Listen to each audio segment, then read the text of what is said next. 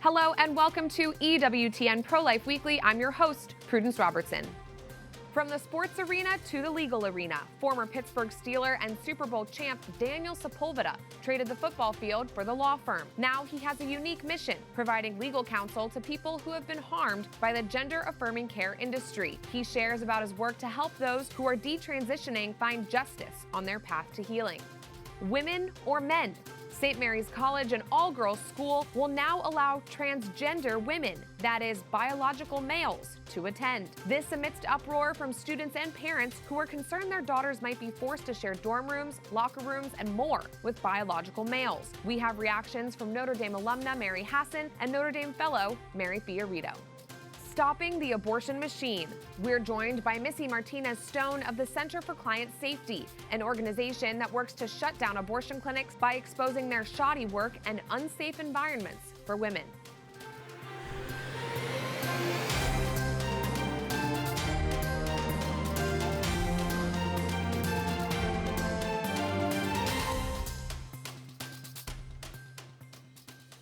We kick off our show with a difficult topic, gender dysphoria.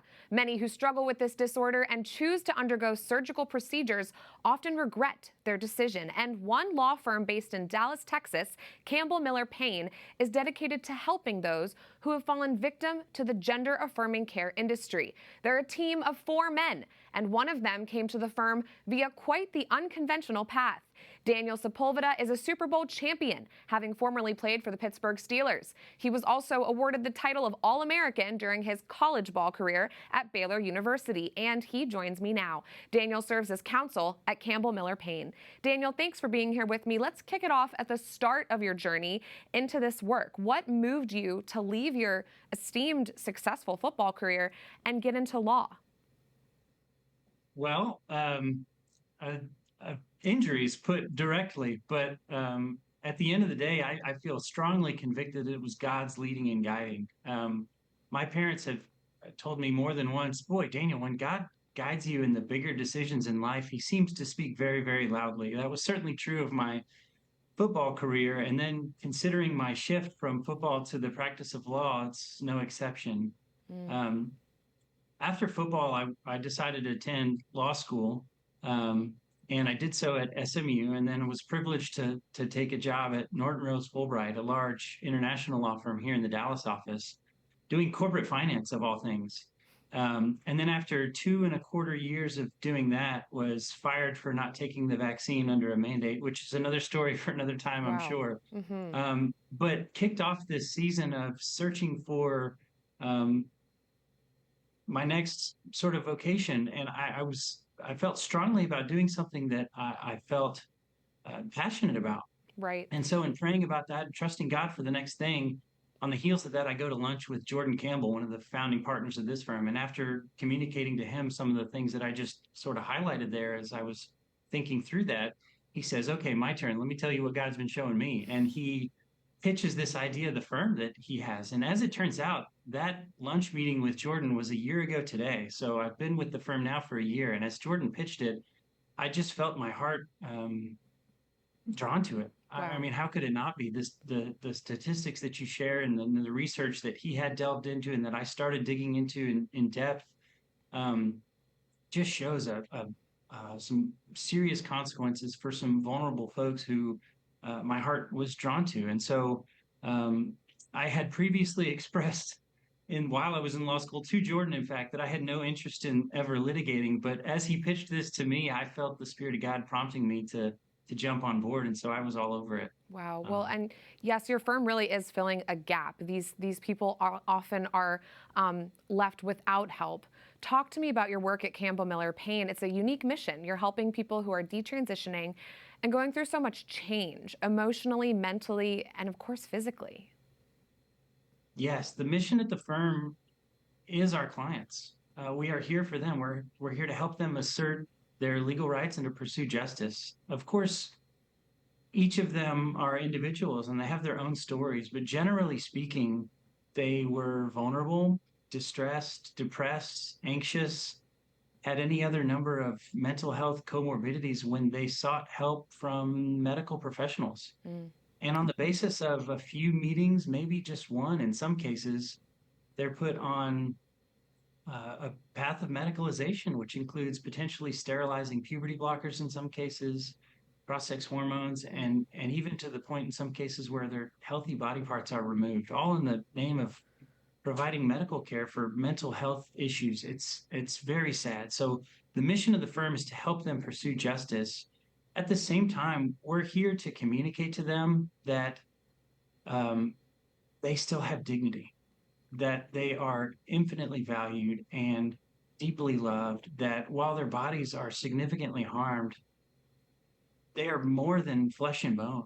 And so we count it a real privilege to be able to deliver that message alongside helping them assert their legal rights. And so directly, that's what the mission of the firm is. Indirectly, we hope that in doing that, we can inject the accountability that our tort system is based on. Our tort system in this country is meant to affect behavior change. So we hope that as we adjudicate these cases and help our clients pursue justice, that'll do a great deal to start affecting that change in this particular practice. Right. And Daniel, we have just about a minute left, but I want to ask you about a study that's been touted by the Associated Press. It claims that only about 1% of people regret transitioning. Is that true? It seems like every day more people are coming forward with stories of regret. I'm thinking of Chloe Cole, Ollie London, just to name a few. Yes, very quickly, it's impossible to know how many detransitioners there are. I can tell you this, we launched the firm in April of this year, and to date, we have interviewed almost, if not more than 50 potential clients. That's on the basis of word of mouth and some of our public media presence. And that's more than 1.5 potential clients per week. So I think anyone who asserts that this is a rare person out there, a detransitioner, as they're sometimes called, I think is misguided. Absolutely. Well, Daniel Sepulveda, thank you so much for joining us. We'll have to have you back again soon, of Campbell Miller Payne. God bless you and your work. Sounds great. Thank you. Some unfortunate news out of St. Mary's College in Indiana, the launch of a new policy that will allow transgender women, that is, men presenting as women, to enroll at and attend the historically all-girls school. St. Mary's is the sister school of Notre Dame University, located just across the street. The decision was made by the school's governing board. The new policy outlines that they will accept anyone whose sex is female or who consistently live and identify as women. There have been spirited calls for the school to reverse the policy.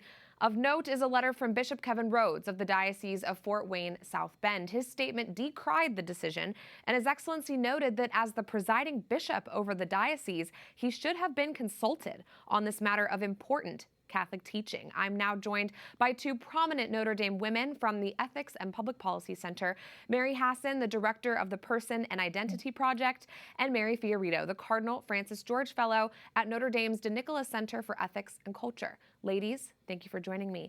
Mary Hassan, let's kick it off with you. Notre Dame is your alma mater. I'm sure you spent plenty of time with the girls from St. Mary's. With it being so close by, did you ever think such a policy would be instituted there? Absolutely not. And I think it's really ironic because St. Mary's prides itself as being a place to empower women. And yet this is a gross betrayal of women, the students who are there, the alums, the faculty, but more importantly, perhaps a betrayal of its Catholic mission and its mission to educate women. Absolutely. And Mary Fiorito, you have college-age children, and I understand your daughter had considered attending St. Mary's, but what are you thinking now as her mother? Yeah, so my daughter, in fact, has an outstanding application into St. Mary's. It is one of the schools she has applied to for the fall. And I have to say, just as a parent, both my husband and myself now have some really grave concerns. One of the reasons we looked at St. Mary's is because we believe that single-sex education, particularly for women, has a very valuable role and winds up shaping and empowering empowering women, as Mary Hassan pointed out, is actually in the St. Mary's charter. Their mission statement is to empower women.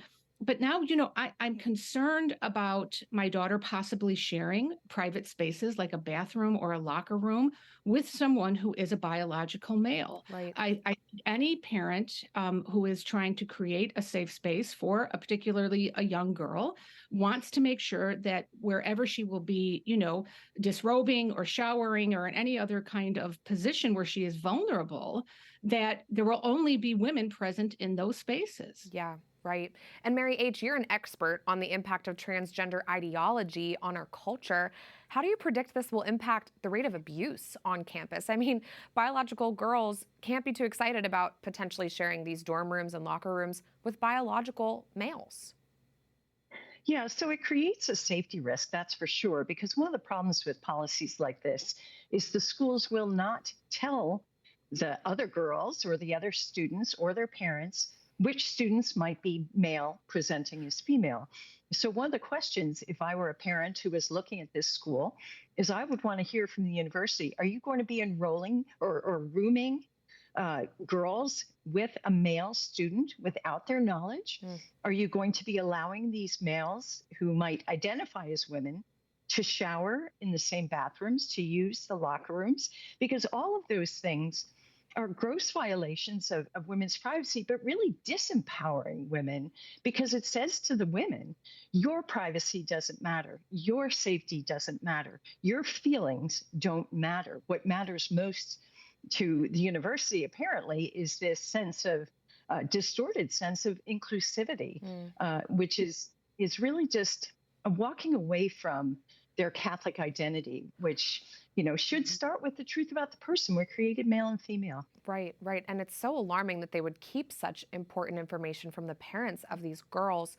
Mary F., what's your reaction, shifting gears a bit, to Bishop Rhodes' public statement on this? I'll read just a short quote from his letter.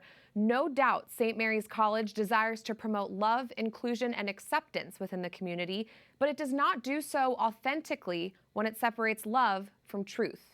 Your thoughts? Well, first of all, I have to say that I certainly join Bishop Rhodes in expressing disappointment that as the ordinary of the area in which St. Mary's College is located, meaning he's the bishop that has the episcopal responsibility for the Catholics in that area, he wasn't even consulted about this.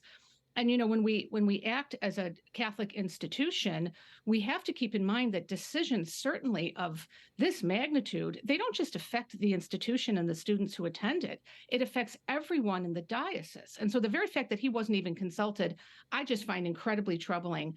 But what I really liked about his statement is that he distinguished between being welcoming and being kind to those who might have gender dysphoria, and then contrasting that to a Catholic institution, as he said, embracing a definition of a woman that is not consistent with Catholic teaching. So it has actually embraced a definition that is contrary to Catholic teaching. And, at a certain point, institutions have to be careful about the way they are presenting themselves and their policies and procedures, because at a certain point, you have to be able to look at an institution and say, okay, from their charter, from their policies, from the people who are living and working and teaching within this institution, I can tell that this is a Catholic institution. And that if a parent is looking for a Catholic school for one of their daughters, they can be assured that there's truth in advertising, that this is truly a Catholic a place of higher learning. And I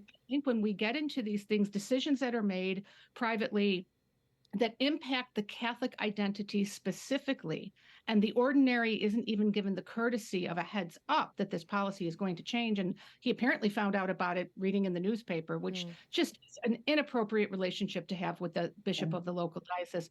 I think that does not speak to transparency, and it doesn't speak to clarity either to the again, any Catholic parent looking at this particular school for one of their children, but even more broadly to other Catholic institutions.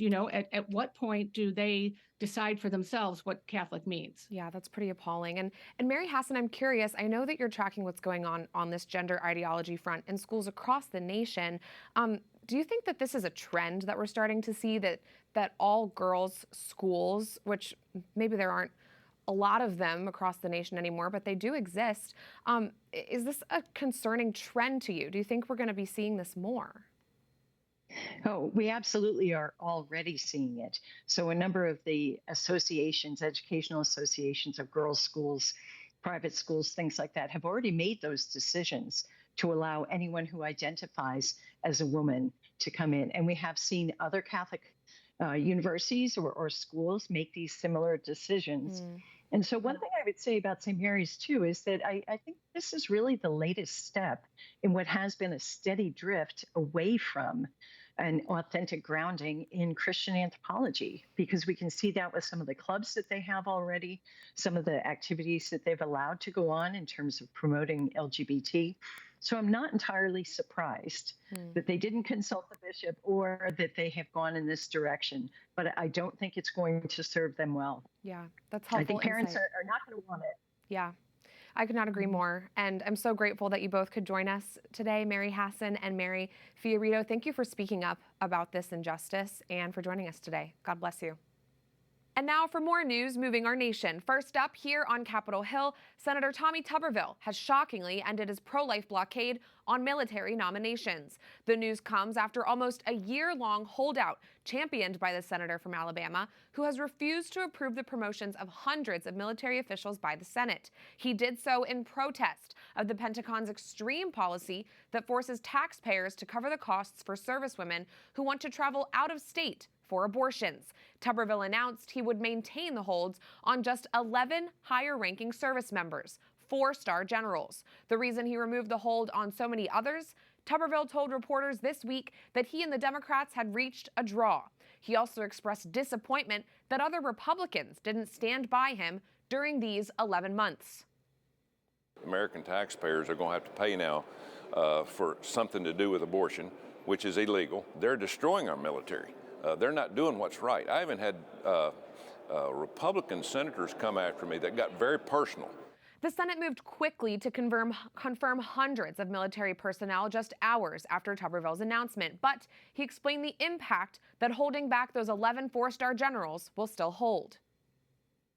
I'm not done. I'm still holding the 4 stars. Everybody said, why are you holding 4 stars? They're the ones that make decisions in the Pentagon about our military. And the country marks the passing of Sandra Day O'Connor, the first woman to serve on our nation's Supreme Court. Though appointed by President Ronald Reagan and considered a moderate conservative, she joined 2 other justices in authoring the decision in Planned Parenthood versus Casey, the high-profile case that upheld the decision in Roe versus Wade. Kevin Walsh, a professor at the Catholic University of America, explains how O'Connor played a role in convincing fellow Justice Anthony Kennedy, also appointed by Reagan, to uphold Roe. It looked like things might be different in 1991, 1992, because Justice Thomas had joined the court. And if you put together Justice Thomas with the other justices on the court, it looked like there might be 5 for overruling Roe. And it looks like O'Connor's role in some ways may have been to peel off Justice Kennedy from what seemed like his earlier inclination to overrule Roe versus Wade. O'Connor died on December 1st. A private funeral service will be held in Washington, D.C. later this month. And a new report says dozens of abortion facilities shut down after the overturn of Roe versus Wade, 42 to be exact. That's from a group that calls itself the Abortion Care Network. They claim to track every independent abortion business in the United States. Smaller independent abortion facilities are not connected to larger organizations like Planned Parenthood, but they carry out the same fatal practices, including hormone therapy and surgery to change someone's sex, or so-called gender-affirming care. Coming up, a team of pro-life investigators helps put these abortion facilities out of business for dangerous malpractice. We spoke to Missy Martinez-Stone, the president and CEO of the Center for Client Safety, about how her team works to end abortion one facility at a time. We have that interview for you next.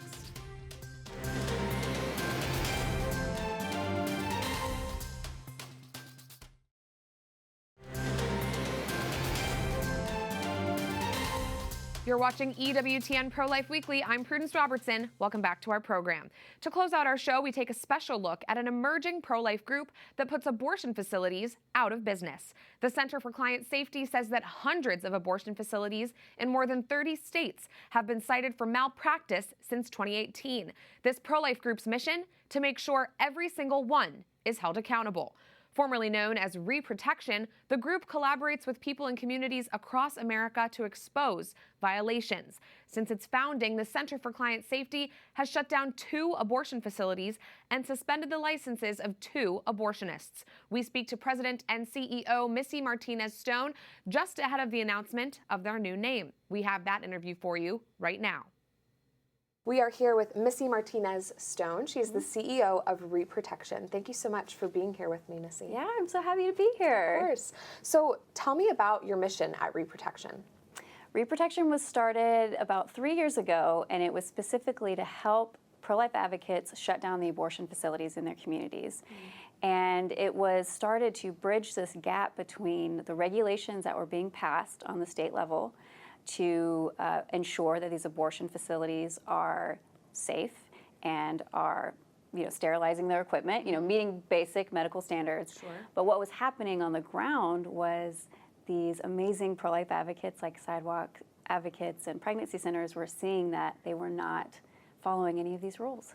And so we came in to fill that gap and go, okay, what is actually happening in these facilities and why are they not being held accountable? And so we come in, we investigate, we research, and we take that information to the appropriate agencies and ensure that they are holding these facilities accountable. One of my favorite things about our organization specifically is that we have measurable results. And we can see our work in the fact that we have shut down 2 abortion facilities permanently in the 2.5 years that we've been in full operation. But we've also helped stop 2 Planned Parenthoods from opening in upstate New York, and that was about zoning. Wow. And we've got cases all over the country, but we can see the measurable impact and the fact that 2 cities in our nation do not have abortion facilities anymore. And that in turn is protecting women and it's saving children. Obviously, the work that you do to shut down these clinics is so closely tied to these people who are on the front lines every day, out on the sidewalk. Talk to me about how you've collaborated with Sidewalk Advocates for Life since your founding.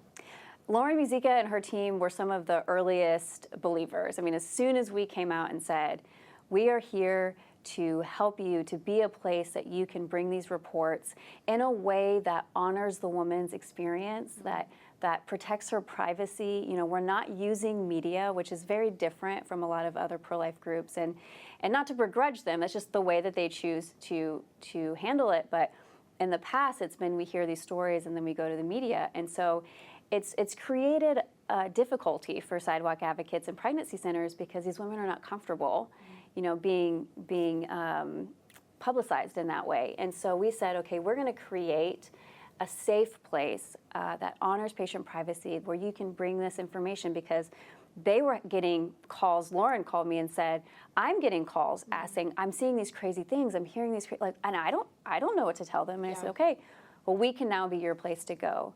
And what it turned into this beautiful relationship of we need them and they need us. Like, they need that safe place to take that information that they're seeing, but we also need them, because without the eyes and ears on the ground, we have no way of figuring out, how these abortion facilities are breaking the rules. Right. And so it's turned into this beautiful coalition.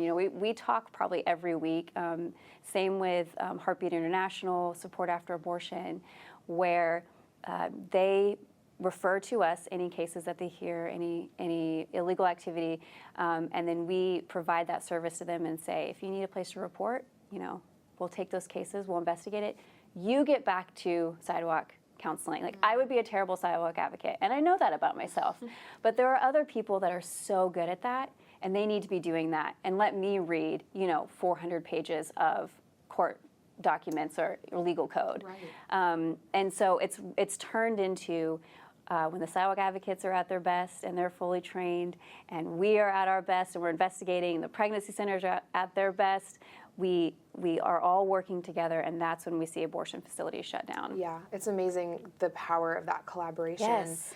Missy, you mentioned these sidewalk counselors are your eyes and ears. Yes.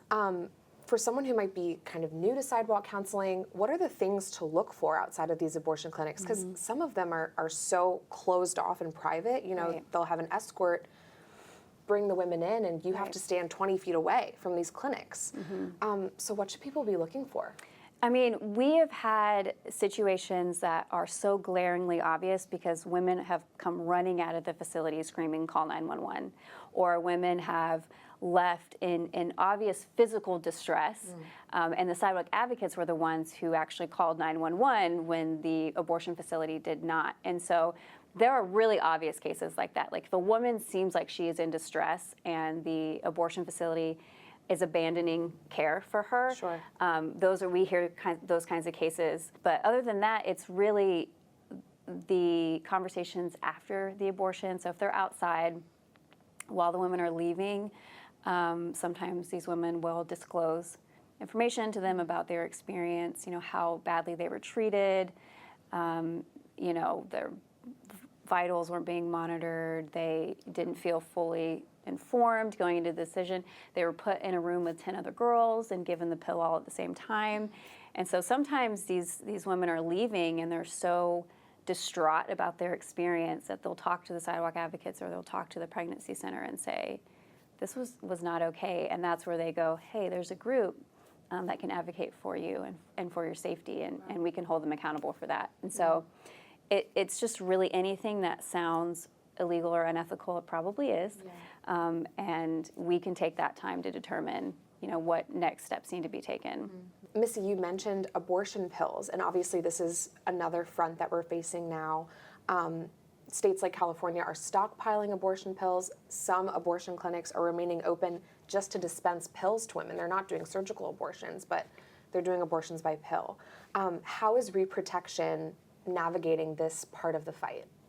The entire pro-life movement is having to adjust a little bit, you know, post-Dobbs, post the reversal of Roe versus Wade, it created a new frontier for us, right? And a big part of that has been, you know, some states have made abortion illegal, except for some very, very specific cases, but it's created this black market of abortion pills. And, you know, states like California, Illinois, New York, they are advertising, you know, come to our state and get an abortion, but at the same time, they don't regulate their abortion facilities at all. Like the health department has no jurisdiction over their abortion facilities. So to me, that's just a situation just waiting for abusers to take advantage of, right? But the real issue has become the mailing of abortion pills to these women that have not seen a physician, that have not been checked for risks, that are taking these pills when they're too far along or they're past FDA you know, recommendations to take it, and there's no oversight. And the abortion industry has gotten so desperate to keep abortion pills accessible that they've removed every safety guideline, you know, and who's paying the price for that? It's the women that are having complications. And so what we're doing is we're working with states right now to figure out, okay, what is on the books, what can we enforce, how can we make distributing the abortion pill illegal in these states, or you know, this is the whole conversation that the National Pro-Life Movement is having is how do you regulate this? And it's really hard, but for us, it's looking at complications. You know, when women are going to the ER, are the hospitals reporting these complications? Like, can we get that hard data and show this is dangerous and needs to be regulated? And so we're all trying to figure this out and do it quickly and in a way that is protecting women from the abortion industry. Well, Missy, thank you for pioneering this important facet of our movement. It's so important, and I'm so glad we got to learn more about it today. Thanks for joining us. Yeah. That does it for this edition of EWTN Pro-Life Weekly. I'm Prudence Robertson. Don't forget, you can find us at EWTN Pro-Life on all social media platforms, X, Facebook, Instagram, we're there. And if you're interested in more news from our nation and world, go to EWTN.com/pro-life and sign up for our newsletter, The Pro-Life Pulse. Remember, life is a gift. Your life is a gift. Happy Advent and God bless.